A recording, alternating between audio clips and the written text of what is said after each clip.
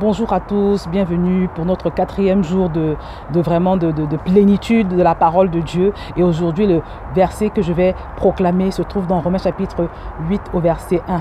Il n'y a donc maintenant plus de condamnation pour ceux qui sont en Jésus-Christ. Il n'y a plus de condamnation pour ceux qui sont en Jésus-Christ. Mais bien aimé, c'est quelque chose de puissant. C'est quelque chose de libérateur. Parce que beaucoup parmi nous, nous vivons des situations vraiment de condamnation en fait. Tu as l'impression qu'on t'a condamné dans cette maladie. Ça fait des années que tu souffres. Ça fait des années que tu endures une sorte de martyre qui n'a pas de nom.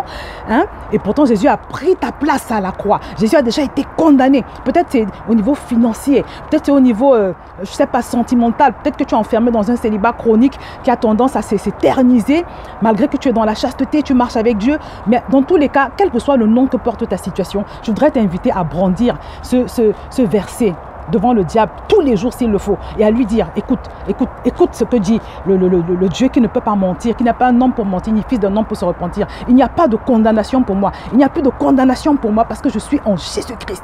Donc maintenant tu lâches la prise sur ma santé, tu lâches la prise sur ma destinée, tu lâches la prise sur mon ministère, tu lâches la prise sur ma vie sentimentale, tu lâches la prise sur mes finances, quel que soit le domaine où tu sens que tu te sens comme condamné, comme prisonnier, tu sais même pas ce que tu as fait pour mériter ça. Voilà un verset, voilà une parole, voilà une épée que Dieu t'a donné, que Dieu nous a donné pour que nous puissions véritablement faire fléchir l'ennemi. Parce que la parole, c'est son médicament en fait. La parole, c'est le meilleur moyen de le faire fuir.